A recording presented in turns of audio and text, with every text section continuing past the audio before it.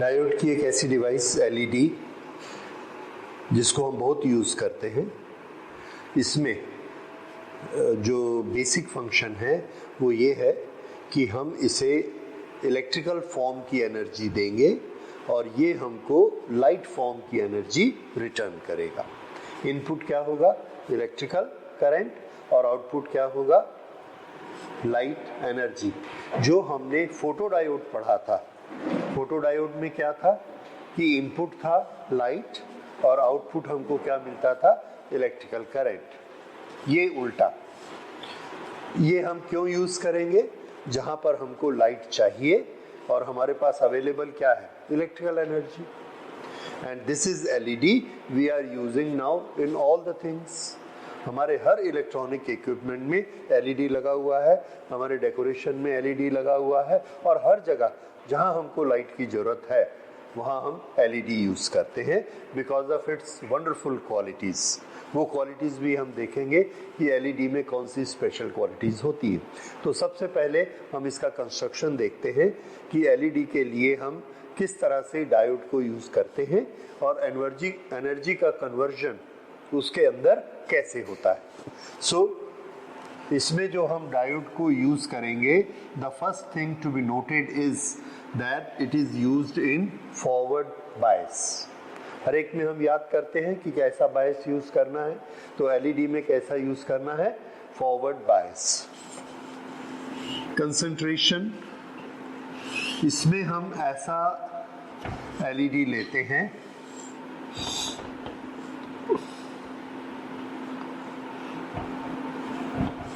Okay, NP और ये इसका डिप्लीशन लेयर।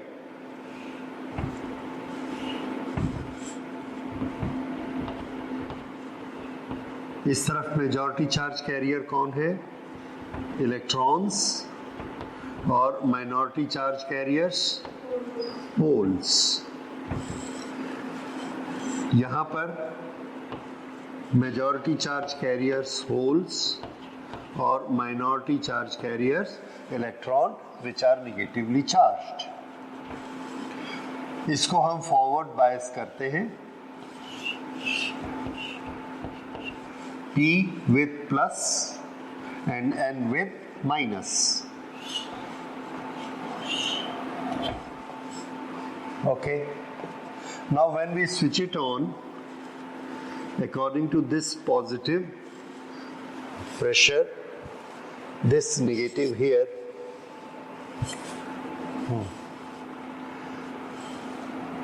यहाँ पर इसकी जो क्वांटिटी है, that quantity goes on increasing. यहाँ पॉजिटिव ज़्यादा हो गया और यहाँ पर नेगेटिव, तो हमको मालूम है कि दोनों क्या करेंगे? श्रिंक होते जाएंगे और श्रिंक होते होते होते लास्ट में जाके ये कंडक्टर बन जाएगा। This is what we have studied in forward bias. ठीक है, तो ये यहाँ जाकर कंडक्टर बन जाता है।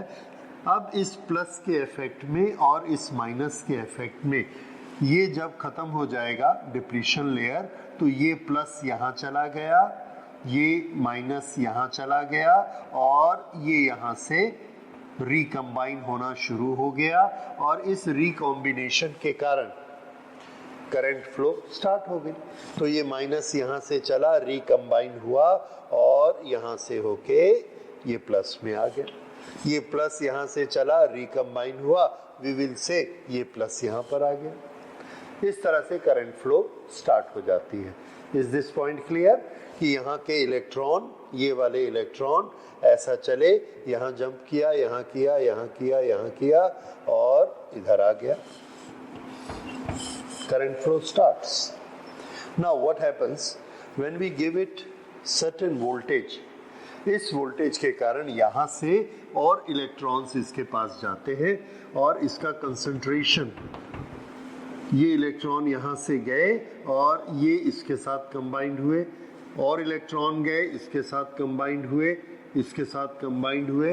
तो जो रेट ऑफ कॉम्बिनेशन है उसको हम एक्सेप्शनली इंक्रीज कर देते, बढ़ा लेते। क्यों बढ़ाते हैं? कैसे बढ़ाते हैं? तो आंसर है कि यहाँ पर बैटरी लगाते हैं, बैटरी लगाकर इसको करंट फ्लो कराते हैं, और करंट फ्लो का मतलब ही है कि इसमें इलेक्ट्रॉन जाएंगे और फ्लो करेंगे। कंसंट्रेशन हमने हाई रखा है और इसके साथ बैटरी की वोल्टेज इतनी लगाई है जो कि इसकी डिप्लीशन, जो इसकी पोटेंशियल बैरियर है, उससे ज़्यादा है, तो इसमें इस तरह से करंट फ्लो होने लगती है। एक स्पेशल चीज़ ये होती है कि ये वाला जो हम मटेरियल लेंगे, इस मटेरियल का जो पोटेंशियल बैरियर है वो पोटेंशियल बहुत हाई होता है। कितना होता है? ये जो बैंड गैप होता है,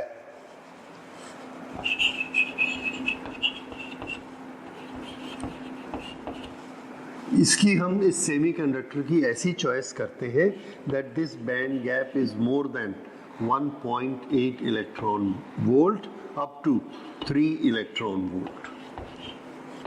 इस रेंज का बैंड गैप हम लेते हैं। इस रेंज का बैंड गैप लेने से क्या होता है? Now you see the action. एक एटम से एक इलेक्ट्रॉन निकलेगा कब? जब हम उसको एनर्जी देंगे। तो ये हमारे पास एक एटम है और इस एटम में हमने एनर्जी भेजी, एनर्जी, तो इसने एनर्जी को क्या किया? एब्जॉर्ब, और एब्जॉर्ब करने के बाद ये इलेक्ट्रॉन ऐसे फ्री इलेक्ट्रॉन बन गया, फ्री इलेक्ट्रॉन ऐसा हुआ। इसी प्रोसेस को हम उल्टा कर देते हैं। उल्टा कैसे कर देते हैं? ये होल है, ये क्या चीज थी? एटम, और एटम से ये क्या बन गया? होल, और एक इलेक्ट्रॉन फ्री। अब ये एक होल है, ये एक फ्री इलेक्ट्रॉन है, और इसको हम इसमें भेज देते हैं। ये फ्री इलेक्ट्रॉन इसमें चला गया और इसमें जाकर ये एब्जॉर्ब हो गया। तो क्या एक्शन होगा? एनर्जी का क्या होगा? तो आंसर है, अब ये एनर्जी रिलीज होगी।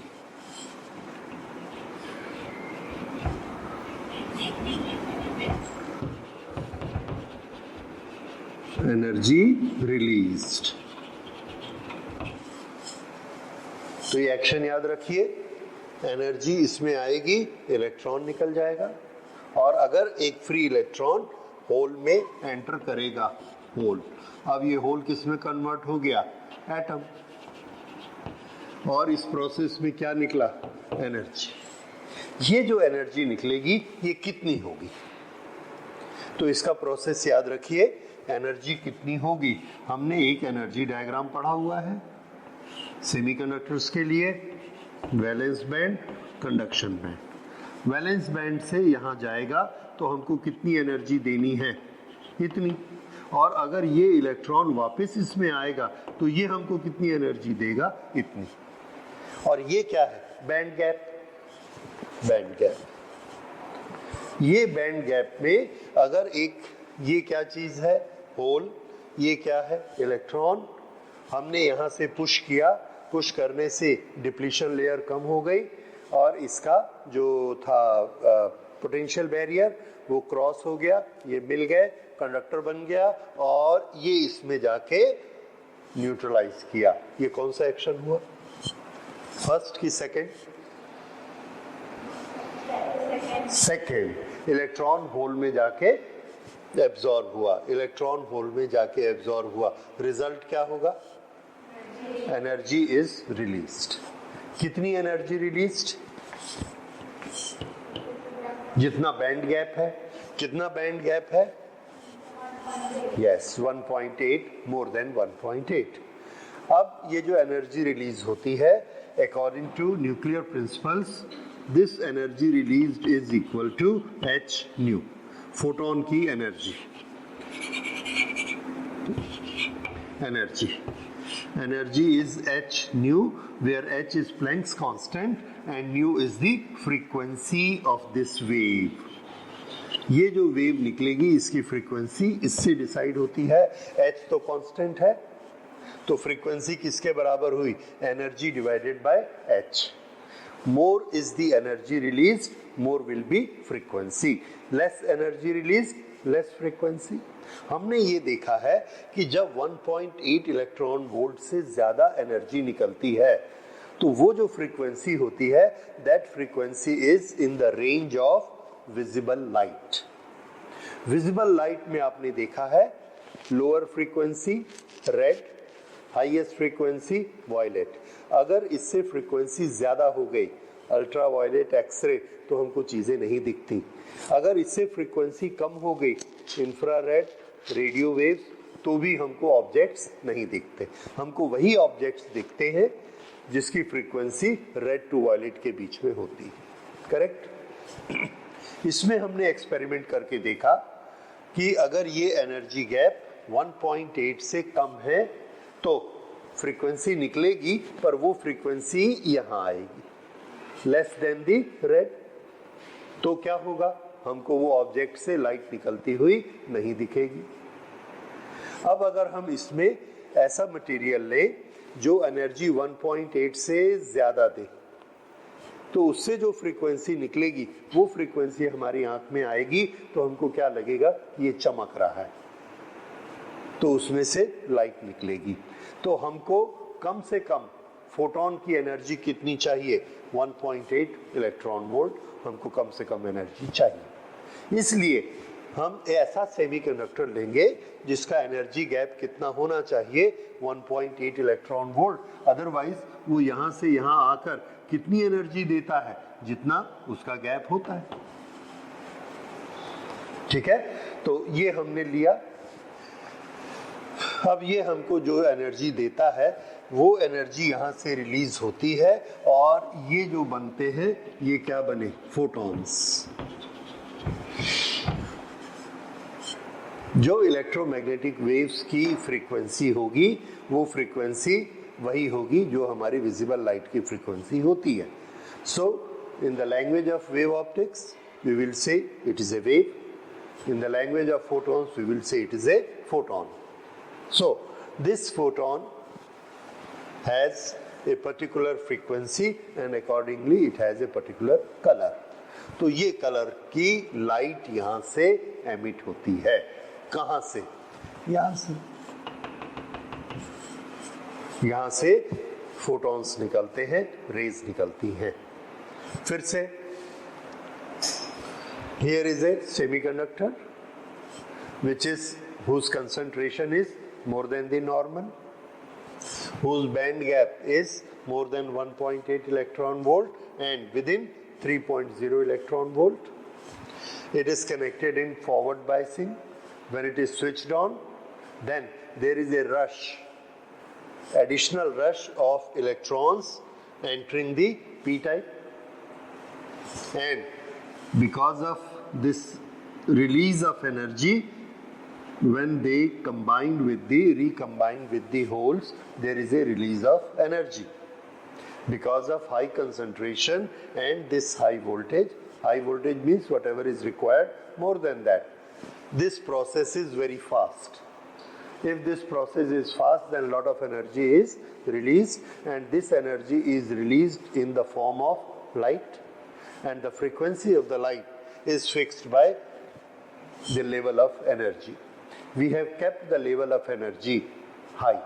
Why? We have taken such a material whose energy gap or the band gap is more than 1.8 electron volt, and therefore this frequency is high and it comes in the range of light. Therefore this surface gets lighted up. Now the light which is coming out from here may go like this. यहां पर आपको light नहीं दिख रही है. अगर देखनी है तो क्या करना पड़ेगा, ये हाथ रखना पड़ेगा. ये हाथ चमकता हुआ दिखा, अब आपको यहां क्या दिखा, कुछ नहीं. तो हमको कोई ऐसी चीज चाहिए जो चमके. तो हम क्या करते हैं, इसके ऊपर एक रेजिन लगा देते हैं. रेजिन मतलब प्लास्टिक. तो ये यहां से जो लाइट निकलती है ये इसको स्ट्राइक करती है और ये सब पार्टिकल्स चमकते हैं. This is what we call LED, right, LED light. तो इस तरह से यहां से जिस फ्रीक्वेंसी की लाइट निकलती है वो वाला कलर हमको यहां पर दिखता है. So this is how LED work. अब ये जो मटेरियल हम इसमें यूज करेंगे, ये मटेरियल कौन सा होता है? तो ऑब्वियसली ये सिलिकॉन नहीं होता है, क्योंकि सिलिकॉन का बैंड गैप आपने देखा कितना होता है, 0.6. That is a very low band gap. तो वो अगर सिलिकॉन में हम करंट फ्लो कराएंगे, करंट फ्लो होगी, एनर्जी रिलीज होगी कितनी, 0.6. अगर वो 0.6 एनर्जी रिलीज होती है तो उसका फ्रीक्वेंसी लो फ्रीक्वेंसी होगी, जो मैंने आपको बताया रेड और वायलेट की फ्रीक्वेंसी. सिलिकॉन से जो फ्रीक्वेंसी रिलीज होगी वो कम होगी. अगर वो कम होगी तो वो सरफेस से जो लाइट निकल रही है वो हमको दिखेगी नहीं, इसलिए सिलिकॉन यूज नहीं किया जा सकता. And this makes a reasonable question that why we cannot use silicon in LEDs. The answer, its band gap is low, and at its band gap, the waves which are released or the photons which are released have frequency less than the visible frequency. So we are not able to see that. ऐसा नहीं कि उससे light नहीं निकलती है, frequencies नहीं निकलती हैं, निकलती, पर उसको हम लाइट नहीं कह सकते. क्यों? लाइट हम उसी को कहते हैं जिसकी फ्रीक्वेंसी रेड और वायलेट के बीच की फ्रीक्वेंसी होती. So that is why that is not visible. The same thing germanium और भी कम होगा. So we have to use certain different type of material which gives different type of lights. Now there are certain materials which have got band gap 1.8, some have got 2, some have got 2.4. Then what is the change? The frequency will be different and therefore their colors will be different. तो अलग अलग colour के LED अलग अलग colour क्यों दिखाते हैं? क्योंकि उन सबके बैंड गैप अलग अलग है, मटेरियल अलग है, बैंड गैप अलग है. बैंड गैप अलग होने से एनर्जी रिलीज डिफरेंट होगी, उसकी फ्रीक्वेंसी डिफरेंट होगी, तो उसके कलर डिफरेंट आएंगे. That is the reason. Now what is the material we use to make this LEDs? Gallium arsenide phosphide. Arsenide phosphide gallium के साथ कंबाइंड होके ये एक कंपाउंड सेमीकंडक्टर बनाएंगे. ये एक सेमीकंडक्टर ऐसा होता है जिसका एनर्जी गैप या बैंड गैप 1.8 से ज़्यादा होता है. इसमें अलग अलग वैरायटी है डिपेंडिंग अपॉन कि आर्सेनाइड और फॉस्फाइड हम कितना मिलाते हैं. आर्सेनाइड फॉस्फाइड का एक रूल है कि अगर आप इसे X देंगे तो इसको 1.x रेशियो देंगे, ये इनका रेशियो होता है. तो इसमें एक देखिए हमने बनाया गैलियम आर्सेनाइड फॉस्फाइड, जिसमें फॉस्फाइड कितना रखा, 0.4, तो ये कितना हो जाएगा, 0.6 रेशियो. ये रेशियो, ये वाला जो सेमीकंडक्टर बनता है इसका बैंड गैप है 1.9 इलेक्ट्रॉन वोल्ट, और इसमें से जब लाइट जाती तो क्या कलर मिलता है, रेड. रेड से थोड़ा सा येलो की तरफ जाता हुआ, और हमको मालूम है ये सबसे कम फ्रीक्वेंसी की लाइट है. ओके, अगर हम इसको थोड़ा सा कॉम्पोजिशन चेंज कर देते हैं और फास्फोरस निकाल देते हैं तो ये क्या बचेगा, आर्सेनाइड. तो ये जो गैलियम आर्सेनाइड है जिसमें फॉस्फाइड नहीं है, इसका बैंड गैप कम होता है, दैट इज 1.4 इलेक्ट्रॉन वोल्ट. तो ये 1.4 इलेक्ट्रॉन वोल्ट से रिलेटेड जो एनर्जी होगी उसकी फ्रीक्वेंसी निकालेगा, और ये फ्रीक्वेंसी कम होगी. तो रेड के नीचे अगर फ्रीक्वेंसी आ गई तो हमको दिखाई नहीं देती, और उसको हम बोलते क्या है, इंफ्रारेड. होती तो है, वेव्स आर देयर, तो इससे इंफ्रारेड वेव निकलती है. एंड ये this is a very useful semiconductor because in all our remotes we are using this semiconductor. क्यों? क्योंकि हम इसकी लाइट से डिस्टरबेंस नहीं चाहते, हम ये चाहते हैं कि सिग्नल चला जाए पर हमको डिस्टर्ब मत करें. So we want an electromagnetic wave which is not visible to us but it should carry energy. तो ये वाला हम बहुत यूज करते हैं गैलियम आर्सेनाइड. जैसे जैसे फॉस्फाइड मिलाते हैं उसका एनर्जी गैप बढ़ता है, and if we make it total gallium phosphide तो एनर्जी गैप और ज्यादा हो जाएगा, और ये हमको कौन सी लाइट देगा, ग्रीन. देखिए विबग्योर में ग्रीन कहाँ है, रेड के ऊपर है, उसकी फ्रीक्वेंसी ज्यादा है, उसको एनर्जी ज्यादा चाहिए तो उसकी बैंडविड्थ ज्यादा होगी। इसी तरह से हम इसके डिफरेंट कॉम्बिनेशन यूज करके अलग अलग तरह की लाइट निकाल सकते हैं। इसमें यदि आप मार्केट में खरीदने के लिए भी जाएंगे, if you want to purchase it, you will find the violet one is the costliest one, green is the costly. तो ये क्यों होते हैं? रेड सबसे सस्ता होता है, it is because of their semiconductors cost. Okay, so this is the reason and this is the reason why we cannot use silicon. अब इसके बाद there are certain properties in LEDs and there are certain applications of LEDs. LED के properties पहले देखते हैं और उस property के बेसिस पर हम उसके क्या क्या एप्लीकेशन बना सकते हैं उसे देखेंगे। So let us see the applications of LEDs। इसकी प्रॉपर्टी वन बाय वन देखिए। वन, लो ऑपरेशनल वोल्टेज, कितने वोल्ट पर ऑपरेट होती है जिसमें इलेक्ट्रॉन जंप कर जाए। इलेक्ट्रॉन किस में जंप करेगा? मोर देन 3 वोल्ट, क्योंकि हम देख रहे हैं उसका एनर्जी गैप कितना है, less than 3 electron volt. That means it can operate at 3 volt, 4 volt, 5 volt, like that. तो हमको उसके लिए 220 वोल्ट, 110 वोल्ट, 12 वोल्ट किसी की जरूरत नहीं है। एक छोटा सा टॉर्च लेंगे, टॉर्च सेल, और उसी से ही LED चालू हो जाता है। So that is one thing. Second, a very important thing is uses less power. हमको लाइट की चमक से मतलब है, हमारे काम में क्या आती है कि बल्ब कितना चमकता है, कितनी लाइट देता है। अगर वो बल्ब हमको 100 यूनिट लाइट दे रहा है तो उसके लिए इलेक्ट्रिसिटी कितनी खर्च होती है। हमारा जो इनकैंडेसेंट बल्ब है, जब हमको 100 यूनिट लाइट की मिलती है तो वो 500 यूनिट इलेक्ट्रिसिटी की खर्च करता है। ट्यूब लाइट हम यूज करते हैं तो 100 यूनिट लाइट के लिए वो 200 यूनिट इलेक्ट्रिसिटी खर्च करती है। जब हम LED यूज करते हैं तो 100 यूनिट लाइट के लिए वो सिर्फ 110 यूनिट खर्च करता है। That is very beneficial to us कि इसका पूरा का पूरा हिस्सा किस में कन्वर्ट हो जाता है? लाइट में, हीट में, और दूसरी किसी भी चीज में इसका वेस्टेज नहीं होता। जबकि बल्ब हीट में बहुत वेस्ट करती है, इनकैंडेसेंट बल्ब और ट्यूबलाइट भी थोड़ा सा वेस्ट करती है। और जो हम CFL यूज करते हैं उससे कम करता है, बल्ब से कम करता है, पर LED उससे भी कम करता है। सो LED is our light of the future. यहाँ आप जितनी लाइट्स देख रहे हैं ये सब LEDs हैं।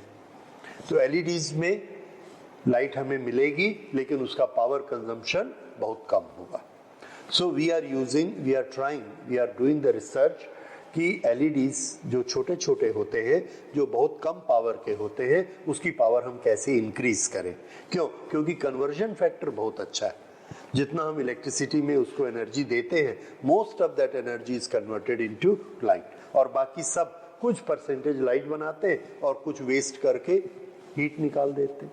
So this is the best advantage that they are using less power. Next, fast action. जैसे इसको स्विच ऑन करेंगे ये लाइट अप हो जाते हैं। आपको लगता होगा सब कोई हो जाते, सब कोई नहीं होते। भले वो हमारा ये ट्यूबलाइट हो, इनकैंडेसेंट बल्ब हो, इनकैंडेसेंट बल्ब को हम स्विच ऑन करेंगे, उसका फिलामेंट हीट होगा, एक पर्टिकुलर टेम्परेचर पे जाएगा, तब वो चमकेगा, पूरी लाइट निकलेगी। वैसे ही हमारे जो दूसरे बल्ब होते, हर एक में एक पर्टिकुलर टेम्परेचर आएगा, उसके बाद उसमें से लाइट निकलेगी। लेकिन LED में ऐसा नहीं होता, it does not wait for any temperature. जैसे ही हमने उसको स्विच ऑन किया, यहाँ पर हमने स्विच ऑन किया और ये इलेक्ट्रॉन इधर जंप करता है विद इन नो टाइम और लाइट स्टार्ट। तो इसको गर्म होने वाली प्रोसेस इसमें कोई नहीं होती है। तो ये स्विचिंग इसकी कैसी हो गई? Very fast. So this takes almost no time for switching. So fast action, warm up नहीं होता है। Next, bandwidth. यहां पर जो इलेक्ट्रॉन इधर आते हैं, ये इससे यहां पर आया और कुछ एनर्जी रिलीज हुई, अब इसके सभी एटम एक जैसे हैं। अगर गैलियम आर्सेनाइड फॉस्फाइड है तो सभी वही हैं। हर एक में जब इलेक्ट्रॉन इसमें इससे जाए या ये दूसरे में जाए या ये तीसरे में जाए, amount of energy released is almost same. बहुत थोड़ा सा डिफरेंस होता है। तो अगर एक जैसी एनर्जी निकलेगी तो फ्रीक्वेंसी भी कैसी होगी? एक जैसी, सेम फ्रीक्वेंसी। इसलिए इसकी जो लाइट निकलती है उसके फ्रीक्वेंसी का वेरिएशन बहुत कम होता है। अगर फ्रीक्वेंसी का वेरिएशन बहुत कम है, इसका मतलब उसके कलर का वेरिएशन भी बहुत कम होगा। और जिस लाइट के कलर का वेरिएशन कम होता है उसका एडजेक्टिव हम क्या लगाते हैं? मोनोक्रोमेटिक, एक ही रंग की light. It is not a mixture of light, it is a single colour light. और इसकी जो फ्रीक्वेंसी है, एग्जैक्टली एक फ्रीक्वेंसी की लाइट मिलनी बड़ी मुश्किल होती है, पर इसका जो कॉम्बिनेशन है देखिए, ये बस 300-400 एंगस्ट्रॉम के अंदर की ही सारी लाइटें होती है। And it is such a narrow range कि वो एक प्योर कलर बनाता है, उस कलर में कोई दूसरा कॉम्बिनेशन नहीं होता। So we can treat it as monochromatic light. Next, yes, it is a very long life, क्योंकि ये हीट नहीं होता है और ये एक ऐसा मटेरियल है जिसमें कोई भी चीज घिसने वाली नहीं होती है कि वो चीज घिस गई, खराब हो गई, ऐसा उसमें कोई प्रॉब्लम नहीं हो सकता है। एक सॉलिड पीस है, कभी इलेक्ट्रॉन इधर आ जाते हैं, ऑफ कर देते हैं, वापस आ जाते हैं। जैसे ही हम ऑफ करेंगे उसके अंदर डिप्लीशन लेयर क्रिएट हो जाएगी, जैसे ही ऑन करेंगे डिप्लीशन लेयर खत्म हो जाएगी, जंक्शन स्टार्ट हो जाएगा। तो इसमें टूटने वाली, हिलने वाली, चलने वाली, गर्म होने वाली कोई चीज नहीं। तो क्या होगा? खराब नहीं होगा। तो इसलिए इसकी लाइफ बहुत ज्यादा होती है। मार्केट में जो हम एलईडी बल्ब लेते हैं उसकी वारंटी हमको बहुत ज्यादा दी जाती है, only because of this fact, क्योंकि वो खराब होते ही नहीं। For years together, for hours together they keep working. दूसरी चीज, रगेड। रगेड मतलब क्या होता है? You know the word? Rugged मतलब वो होता है जिसको रगड़ा जा सके, यानी अगर ये गिर जाएगा, घिस जाएगा तो भी खराब नहीं होता। मतलब नाजुक नहीं होते ये, और काफी रफ टफ कंडीशंस में काम कर सकते हैं। हमारे जो फिलामेंट वाले बल्ब होते हैं, अगर उसमें झटका लगता है तो अंदर का फिलामेंट टूट सकता है। ट्यूबलाइट में आप देखते हैं, गिर गई, झटका लगा, टूट सकती है, लेकिन इसमें ऐसा नहीं होता। They are very strong as a bulb. जो छोटा सा है वो काफी रगेड होते हैं और उसमें डैमेजेस नहीं होते। Then we have, this is a very important property, fast on off. हमने यहां से एक सिग्नल भेजना है बहुत दूर, और उस सिग्नल में हम अपना डाटा भेजते हैं। डाटा कैसे भेजते हैं? डाटा हम ऐसे भेजते हैं कि 1 सेकंड में उसको 1000 बार ऑन ऑफ होना है। सामने हमने एक फोटो डायोड लगाया। फोटो डायोड हमने पिछली क्लास में पढ़ा। उसमें जब लाइट आती है तो वो इधर वोल्टेज क्रिएट कर लेता है, करंट क्रिएट कर लेता है। वो लाइट कहाँ से आती है? और उस लाइट में हम डाटा भेजना चाहते हैं। जो कंप्यूटर क्लासेस कर रहे हैं उनको मालूम है डाटा मतलब क्या होता है, सिग्नल। तो जब हम लाइट के फॉर्म में डाटा भेजते हैं तो एक बार लाइट जली टॉर्च की, एक बार बंद हुई, फिर देखिए 2 बार जली, 1 बार बंद हुई, फिर 1 बार जली, 2 सेकंड, 2 बार बंद रही, फिर 1 बार जली। तो इसने डाटा इधर नोट किया, 1 0 1 1 0 0 1 1, डाटा मिल गया। उसको वो अपना ट्रांसक्राइब करके जो भी बनाना है बना लेगा। ये डाटा हम इससे भेजना चाहते हैं और हम चाहते हैं कि ये डाटा बहुत जल्दी जाए। कैसे जल्दी जाए? हम इधर कीबोर्ड दबाएं ए और स्क्रीन पे लिखा हुआ आ जाना चाहिए ए। हम ए दबा रहे हैं और फिर बैठे हैं कि ये आएगा, दैट इज वेरी लेट। और यही हम चाहते हैं कि डाटा जल्दी पहुंचे। तो जो फार अवे हमको डाटा भेजना रहता है उसके लिए अगर हम इसको यूज कर रहे हैं लाइट को, तो इसकी सिग्नलिंग पावर कैसी होनी चाहिए कि 1 सेकंड में 1,00,000 बार 1 मिलियन टाइम्स अगर हम ऑन और ऑफ करें तो इसको ऑन और ऑफ होना चाहिए। इनकैंडेसेंट बल्ब में क्यों नहीं होता है? जब हम ऑफ करते हैं और फिर ऑन करते हैं तो वो ठंडा नहीं होता और इसीलिए वो डार्क नहीं होता। तो हमने उसको ऑफ किया फिर ऑन किया, ऑफ तो हुआ ही नहीं। वो क्यों नहीं हुआ? क्योंकि ठंडा नहीं हो पाया। इसलिए हमारे घर में ये जो लाइट आ रही है ये 1 सेकेंड में 50 बार जीरो होती है। 50 बार मैक्सिमम होती, करंट और वोल्टेज दोनों। It is AC, we have studied that. पर बल्ब कंटिन्यूअस क्यों जलता है? क्योंकि इसके कारण जब बल्ब हीट अप हो जाएगा और ये करंट जीरो होगी तो उसको ठंडा होने में, बल्ब को ठंडा होने में टाइम लगेगा और जब तक वो ठंडा होता है उसके पहले से फिर करंट उसको आके एनर्जी दे देगी, तो वो ठंडा होता ही नहीं, कंटिन्यूअस दिखता है। लेकिन अगर हमको सिग्नल पहुंचाने हैं 1 0 1 0 1 0 तो ऑन ऑफ फोटोडायोड को क्लियर दिखना चाहिए, तो ऑफ होना बहुत जरूरी है। वो काम LEDs बड़े अच्छे से करते हैं क्योंकि ये हीट नहीं होते। एक इलेक्ट्रॉन गया तो लाइट आई, फोटोन आया, और इलेक्ट्रॉन नहीं गया, फोटोन नहीं आया, इसने नोट कर लिया 1 0। अब फोटोन को जाने में या इलेक्ट्रॉन को जाना है या नहीं जाना है, इसमें टाइम गैप कितना होता है? 10⁻⁻8 सेकेंड। तो इसलिए इसका ऑन ऑफ बहुत जल्दी जल्दी हो सकता है और हम काउंट कर सकते हैं कि उसकी फ्रीक्वेंसी 1 सेकेंड में कितनी है। हम काउंट नहीं कर सकते, हम एक डिवाइस रखते हैं, वो डिवाइस भी एक दूसरा डायोड है, उसका नाम क्या है? फोटोडायोड। तो फोटोडायोड में जब हमने सिग्नल भेजना होता है तब हम सामने LED को यूज करते हैं, इधर LED और इधर फोटोडायोड, फिर इसकी जो भी फ्रीक्वेंसी होगी ये उसको सेंस कर लेगा। So this is how we do it and this is how we do it with this.